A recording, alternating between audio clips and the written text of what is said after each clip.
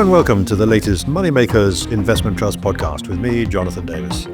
A reminder that for regulatory reasons, nothing you hear today, however stimulating and insightful, should be regarded as constituting individual investment advice.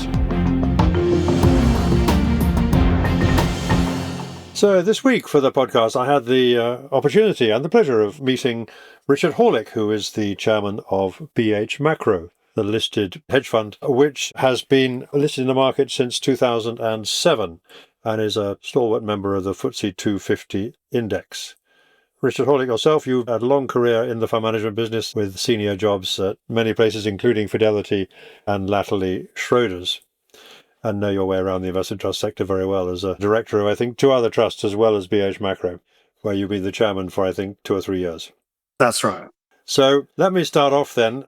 Just pencil in, if you will, what is distinctive about BH Macro as a listed investment trust?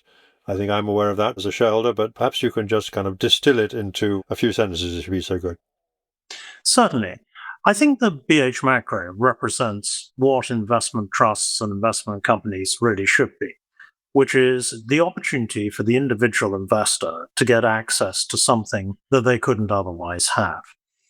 What BH Macro is effectively a wrapper around the Brevan Howard Master Fund. And Brevan Howard is one of the world's largest and most successful hedge fund companies. And to be an investor in the Master Fund, you would normally have to have a ticket size of, let's say, £100 million to be taken on as a separate client by Brevan Howard. And BH Macro offers the opportunity for the individual to purchase shares which are a direct feeder into the Brevan Howard Master Fund. And the aim is that the company should replicate exactly the performance of the Master Fund. Now, unfortunately, from time to time, we may trade at a discount and we may trade at a premium. And that means that our underlying performance of the shares may vary slightly from the performance of the Master Fund. But it does give the ordinary investor the opportunity to own one of the world's great macro hedge funds. And I don't know, Jonathan, if your listeners will know what a macro hedge fund is, or did I anticipate the question you're going to ask? I think some of them will know what a macro hedge fund is, but why don't you give us a concise summary of what they're doing? Well, a macro hedge fund essentially is looking at the underlying macroeconomic factors in the global economy, and then taking positions based usually on derivatives in the exposure to those things. And that could be the direction of interest rates, what's known as rates trading. It could be fluctuations in currency, i.e. FX. It could be exposure to equity markets or the difference between the performance of one equity market against another equity market. It could even be exposure to digital assets. But in all these things, what the Master Fund is seeking to do is to take positions which are heavily diversified against each other and are certainly having a low correlation both to equity and bond markets. So that what the Master Fund has achieved and what BH Macro has achieved is to give a fairly steady rate of return, a little bit like a flight of stairs, where when things go in our favor, we will produce very significant performance. And when things go against us, we lose a fraction of what we make on the upside. So if we look back, that's certainly been the record, I think, in NAV terms, net asset value terms, since 2007. I was looking up some figures the other day, and you've delivered something like a compound return of 8% per annum with volatility of around 8%, which is significantly lower than you would get from an equity fund, or indeed more recently from a bond fund as well. But of course, the thing about listed investment trusts is that you are buying the shares, not necessarily buying the NAV. And of course, one of the issues that you have as an investment trust is to manage that volatility. And it has been quite wider, I think, than you would have liked over the last 2 or 3 years. Yes, that's right. And it's been very disappointing for the board that our shareholders have experienced this. On the one hand, it has given a number of our newer shareholders, and individual shareholders in particular, the opportunity to get the exposure at quite a substantial discount. And it's very rare that we have traded at a substantial discount. And the principal thing that we do to counteract that discount is to buy back shares in the market. And for that reason, starting in December of 2023, so in the last year and a quarter, we've spent approximately £130 million buying back shares. What we've seen, unfortunately, in common with a number of other investment companies, is the change in government, the attraction, for instance, of short-dated gilts for the individual investor, fears about rising taxation, about passing assets on to children, all these sorts of things have meant that the entire sector has been under pressure, and the natural buyers for investment companies have been the wealth managers. And with the consolidation in the wealth management industry, we're also finding that for a number of our shareholders, they're getting up against a compliance limit of how much of the company they can own. And that in turn means that even though they may be taking on new business, they can't actually buy more shares in the company themselves. And when they have clients leave and sell those shares, really the natural buyer is the company. So this has been a particular issue for you, I think, since there was a merger, I think 3 years ago, between two separate Brevin Howard hedge funds listed on the London market. They were merged and the combined trust raised quite a lot of money. But at the same time, there was a merger between two of the largest wealth managers, Rathbones and Investec, who after the merger held, I think, something like 25% of the trust. According to the latest annual report, that has come down, I think, if I interpret it correctly, to around 17 or 18%. So they have been presumably one of the sellers that have been persistent over the last couple of years. Is that right? Have I interpreted that correctly? Absolutely, Jonathan. In fact, actually, the downward pressure has been slightly greater because their combined holdings were over 30% when they came together. And so, although I would hesitate to put words in their mouths, but we've had no indication from them that there's any change of opinion about their positive view of BH Macro. It's just, unfortunately, they've had to reduce that position steadily. And at the same time, we are hopeful that we will increase the retail investors directly into the fund outside of the wealth managers, but that's a slow process to build up. And at the same time, we're hopeful that some of the former institutional investors will return to the closed-end fund market, particularly if these slightly deep discounts persist. Now, admittedly, in Brevin Howard's case, or BH Macro's case, trading at an 8% discount or below would be seen as quite reasonable compared to an awful lot of investment companies. But it's certainly wider than we as a board would like, and we don't like the idea that there's a disconnect between the underlying performance of the NAV and the master fund and the shares in BH Macro. So I think under the mandate that BH Macro have, there has just been a continuation vote, which is triggered if the discount exceeds 8% for a period. And that was triggered. Nearly unanimously, the shareholders voted to continue. And I think elsewhere you've talked about a figure of 5% seems to lodge in my brain for some reason as a kind of target that you would be much happier to see the discount at. So do we assume that an 8% discount, if you go beyond that, that is likely to trigger more buybacks if it persists? Well, I think what we will do is continue to buy back shares if we see that supply of stock coming on the market. We would prefer it, rather than being at 8%, to be not only below 5%, but to trade much closer to par.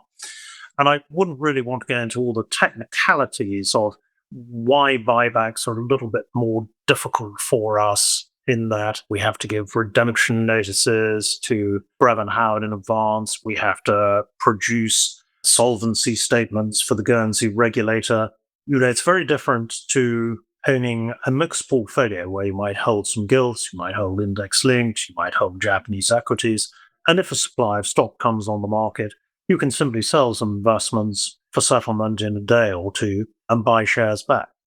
For us, it's more than a month of planning to execute the buyback. But in principle, your objective is to get the shares back trading at a premium, which is where they were until about 2 or 3 years ago. Absolutely. You mentioned the issue of the cost of investing in a macro hedge fund are higher than they would be for a plain vanilla equity investment trust. And I was quite amused. I mean, we know there's been a lot of controversy about cost disclosure and the impact that's had on wealth managers and, according to some, preventing them from buying certain trusts. But I looked up this morning, I tried to look up some numbers, and interestingly, I think your own fact sheet or your annual report lists an OCF, an ongoing charge factor of 2.95%. The Hargreaves Lansdowne platform is quoting a figure of 1.59%. Your KID, the document that used to be required under European rules that we're still trying to get rid of, says 4.8%. And the Morningstar fact sheet that's on the AIC website says 6.3%. So it is certainly very confusing to anybody who's looking to invest in this trust to try and understand what the real figure is and why it is what it is. Absolutely, I completely agree. The difficulty is, like all these things, it's not quite as easy as just saying we charge 0.5% on the value of the fund. What we have a performance. And so, of course, it depends on which year you're looking at. So if you find different year ends, you'll see very different numbers because the performance fee is included. Now, the performance fee is paid within the fund. So it's not actually a charge. The performance figures are net of these costs, of these performance fees and so forth. And that's where you get the variation. So there's an administration charge, there's the fund management charge, there's the performance fee charge. And what we seek to do is to give investors an absolutely clear picture of what the pound in their pocket would be worth had they invested in the company. So that is a net figure for the investor in terms of performance. Different platforms and different regulatory bodies will say you need to include certain other figures and so forth. But because we only have one asset, which is the holding in the master fund, that's relatively simple to measure. Yes, it's simple, and therefore, and you're quite right, the costs are laid out in the annual report for anybody who goes to look at it. So a lot of this is all about presentation and rules, isn't it? Can I ask you, while we're talking, do you have a view about how and in what way investment trusts should be regulated as far as costs is concerned? We know we're in this kind of interim period now where the government initially said that they were going to change the rules on cost disclosure. Now it's not so clear what is going to emerge at the end of the process, which will be this year. We're entering into something called the consumer composite regime. Is going to be a new regime with that ugly name. What are your hopes on that score, and how significant might it be if you get the wrong result? I think the main thing is just for investors to be able to compare apples and apples rather than apples and oranges. The most important thing, I think, is one, when you make your investment decision, are you making it on a basis that you picked investment company A versus investment company B, knowing the open and fully disclosed basis on which you're doing that? And then secondly, in terms of cost disclosure, it would be ideal for us to reach a fully transparent regime, which stays in place for some considerable period of time. And I think that's the other thing about regulation is if regulation constantly changes, it can often, no matter how well intentioned it is, produce confusion for the individual investor, which of course then drives them back to the wealth managers and to the more sophisticated firms. And that in turn then creates this issue around concentration of shareholdings with fewer and fewer wealth managers making the decisions for larger and larger numbers of clients. So would you support the ambition that the AIC has, the industry lobby body, that investment trusts, because they are kind of hybrid, if you like, they're publicly listed, but they're also a kind of fund, should be excluded from the new CCI regime? I think the AIC is a body which is actually, without sounding too much like a politician, is a body which is actually doing an excellent job on behalf of the investment companies. And I think is trying to ensure that a sector which might otherwise disappear is actually preserved and protected. So you wouldn't disagree with those who say there might be an existential threat to investment trusts? It can't just come from regulation, of course. There's lots of other things going on at the moment, which will be a factor as well. But I'm going to presume that you don't think this is an existential crisis for the closed-end structure per se, as we know it. Or perhaps you do. Well, no, we've both been around an awful long time, as we were discussing earlier, Jonathan, before this started. This will be my 45th year in the business, and I first started investing in investment companies in 1984, which is over 40 years ago. I would say this is the most difficult environment for investment companies that I've seen. And I do think that there is a very appropriate place, particularly, as I said earlier, to give the individual investor the opportunity to get exposure to investments they wouldn't otherwise be able to access. And that can be things like private equity. It can be, as in our case, enormous hedge fund. It can be in specialist areas of equity investment, infrastructure, all the sorts of things where the average investor can't simply read his newspaper, betrays my age, or go on to a website and do comparisons of investment opportunities and say, well, I'm going to invest in this company or that company globally. The investment trust industry does give investors the opportunity to access specialist markets and specialist managers that they wouldn't otherwise have access to. Well, it certainly does that.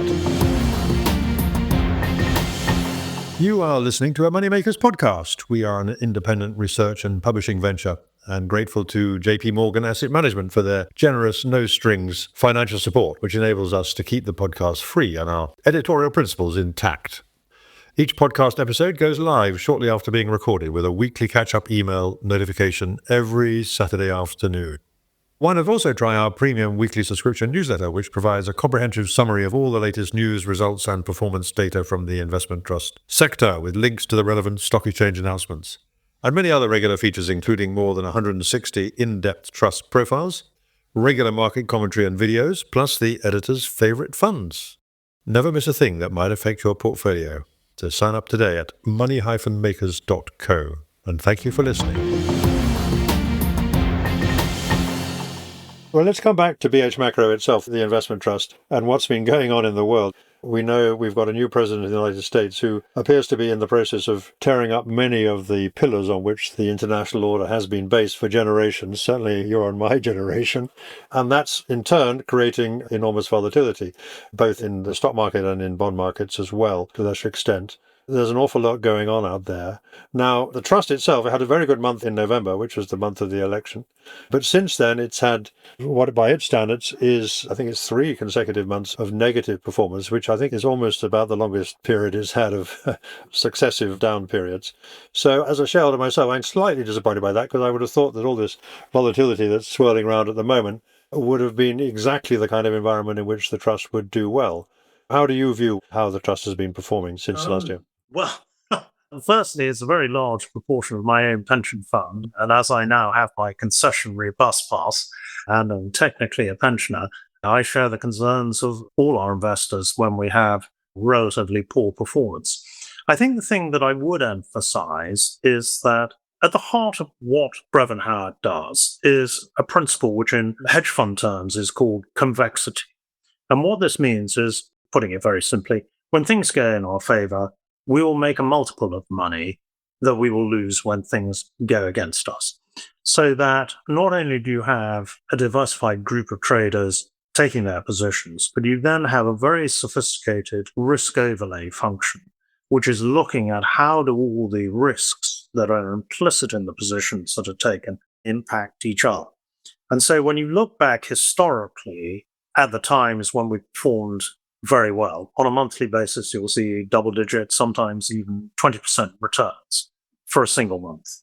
And when you look at when we get things wrong, as we have done in the last couple of months, you see that those are negative to a tune of a few percent.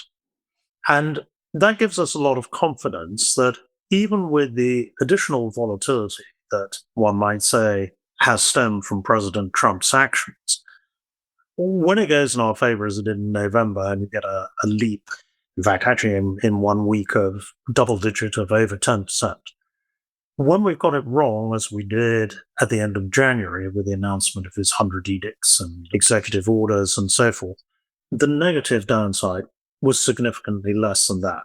So even with the additional volatility that is being injected, not only by President Trump, but also all the other geopolitical things that are going on worldwide, and none of which are particularly reassuring, we're still seeing that complexity at the heart of what we do. So from the board's point of view, we still retain full confidence in the manager. We fully expect them to perform well. Exactly when that might be, I can't say. But it's disappointing to have negative numbers, but they're certainly within the expected range that we could have. Yes, I mean, one of the key points about the trust and what Reverend Howard do is that you would normally expect to see low correlation with the performance of equity and bond markets. That is true, but I think it's been higher recently than at some other points in the trust history. I was looking at one of the charts you put on your website, and that seems to indicate that at the moment, the correlation with equity and bond markets is higher. It's still only around 50%, if you like, or 0.5, but it's still higher than it's been at almost any time in the trust history. And I guess part of that is the fact that for the first time for some time in the last couple of years, bonds and equities have been positively correlated rather than negatively correlated, which is something we got used to. So you regard this as an aberration. I mean, I'm interested in what the board thinks it can do in these circumstances. Obviously, you monitor what the master fund is doing. You ask questions and so on, but how much say can you have in all these many different things that the master fund is doing?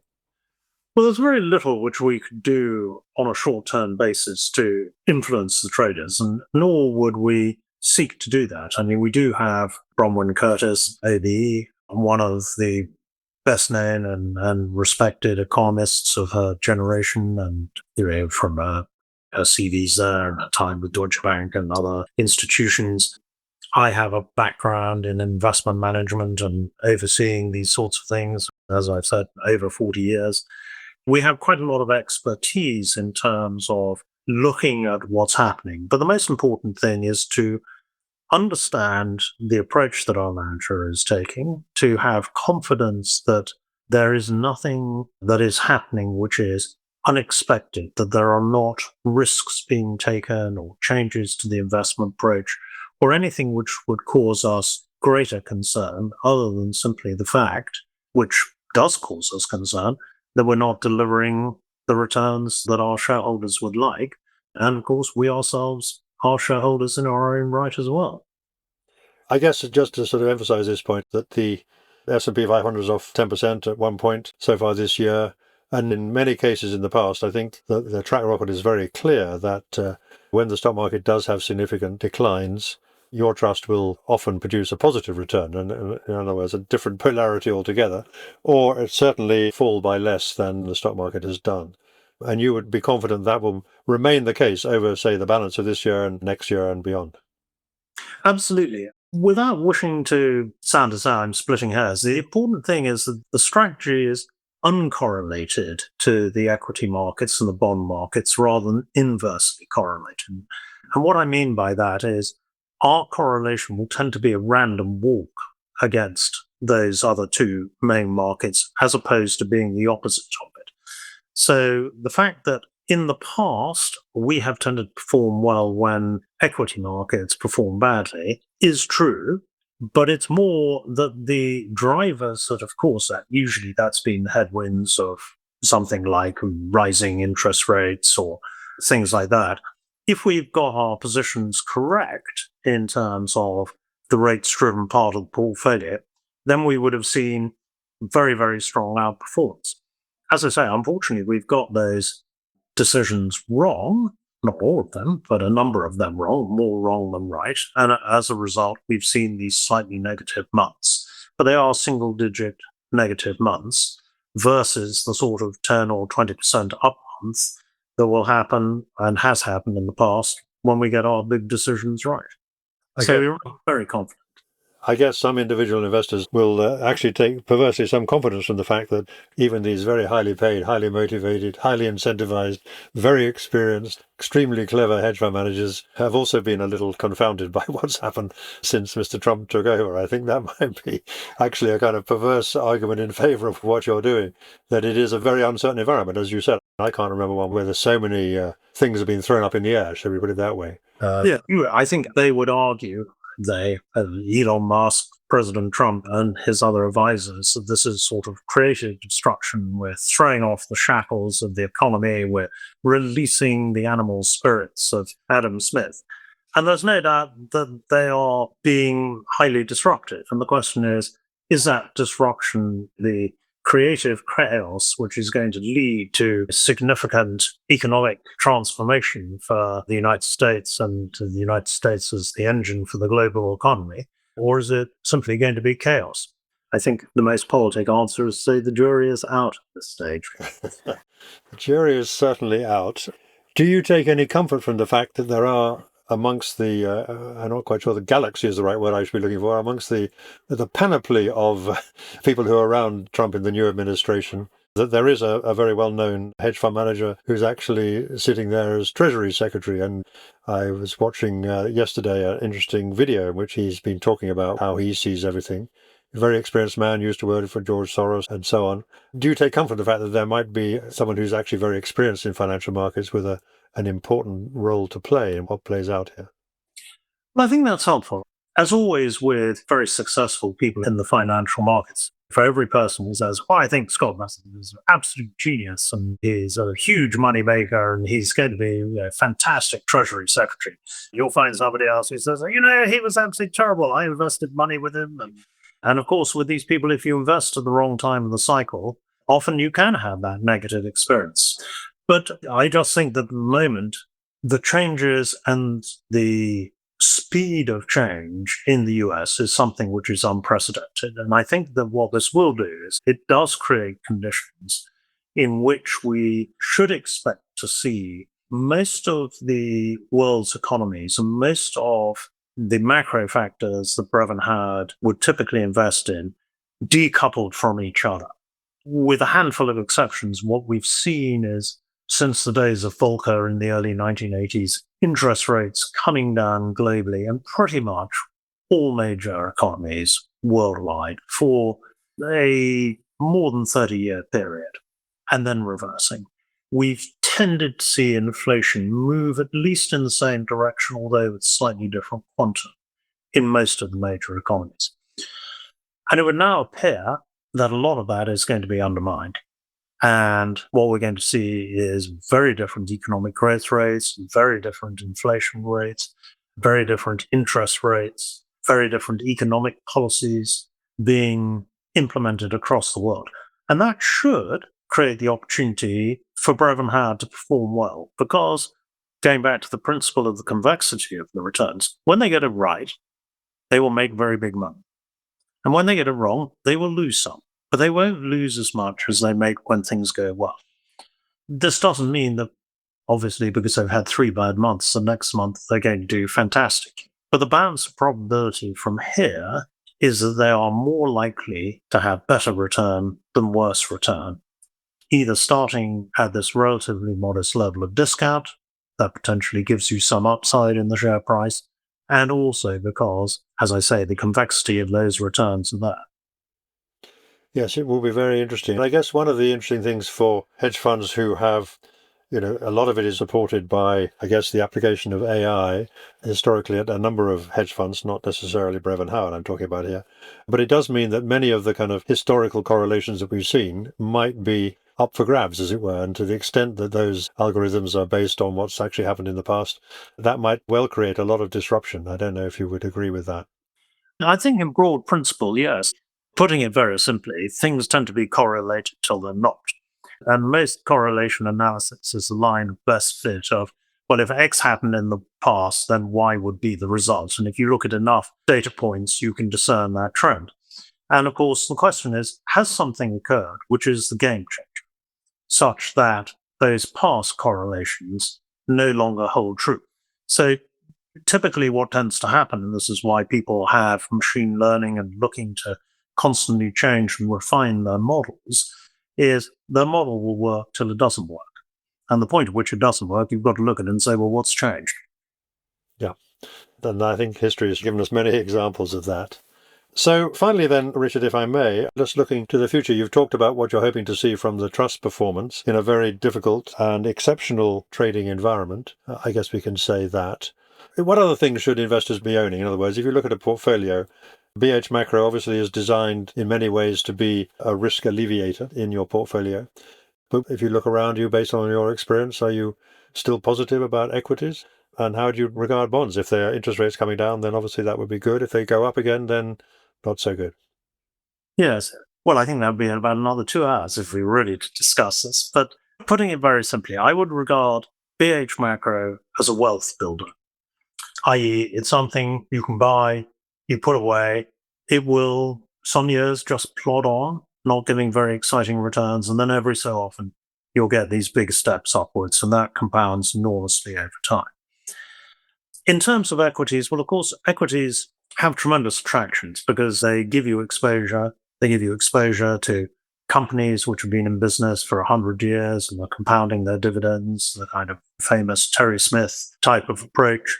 It gives you exposure to new companies, new technologies, innovation. The key with all these things is what price do you pay for? And the difficulty at the moment with particularly the US market is the price that you're being asked to pay is very, very high. And therefore, the probability is that it is less likely if you start with a high price that things will perform well than if you start with a low price for the same company, fairly obviously. And then on the bond question, the big difficulty, of course, with bonds is who's going to buy bonds? Every government around the world has an enormous deficit. And as the Chancellor Reeves is discovering, they have to sell more government bonds and persuade people to buy them. And the question is, who's going to buy in the volume that they have? And at what price? Yes, indeed. That is a central question, it seems to me. Just finally, on the UK market, we know the UK equity market is a very small percentage of the global equity markets at the moment.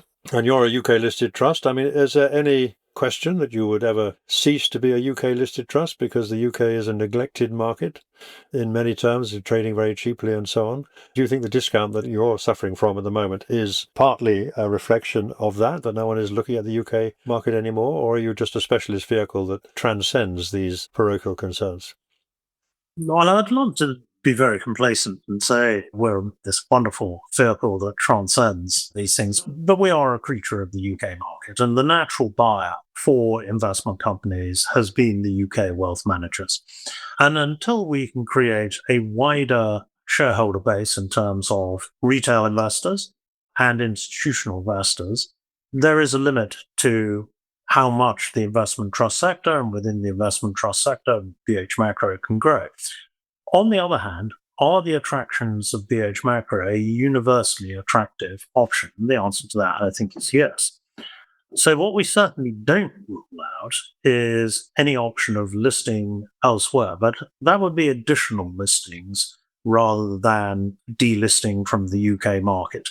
It's not as though we'd be saying, well, really, we're a technology company. We need to be listed in the US to contrast ourselves with our Silicon Valley peers and compete for valuation and attention in that sort of way. That's very good to hear. That's one thing to hang on to, I think, in this very difficult time. And, when you started investing, pension funds were big holders of investment trusts. Would you like to see some pension funds back on your share register? Will you ever get them? They would like to do it all themselves, I guess. That would be their argument. Well, they would, but I go back to the days when Robert Fleming was raising money to invest in jute companies and railway companies and rubber plantations in Malaysia, as it then was. Investment trusts, investment companies can give people opportunities to access investments that they wouldn't otherwise be able to. And a UK local authority is unlikely to be able to run a successful macro hedge fund, simply because if they were capable of doing it in-house, it's highly likely those people on local authority salaries might move elsewhere, being cynical. But I think that BH Macro has an appeal, and it has an appeal to the retail investor, it has an appeal to the institutional investor, and it has an appeal to the wealth manager. Well, let's hope that continues. So that brings us to the end of our conversation. I want to thank you very much, Richard, for taking the time to talk to us. That was Richard Horlick, who is the chairman of BH Macro, the listed hedge fund that has been on the London market since 2007. Thank you again, Richard, for talking to us. Not at all. Thank you, Jonathan. Thank you for listening. The Moneymakers Investment Trust podcast is independently produced and edited and is freely available on YouTube, Apple Podcasts, Spotify, and other podcast channels. You can also sign up at money-makers.co to be notified of each new edition. Please note that podcasts are provided for educational purposes only, and nothing you have heard from any speaker should be regarded as constituting investment advice. If you want more news, analysis, interviews, and other investment trust content, don't forget to look at the Moneymakers Circle, available for a modest subscription at the website.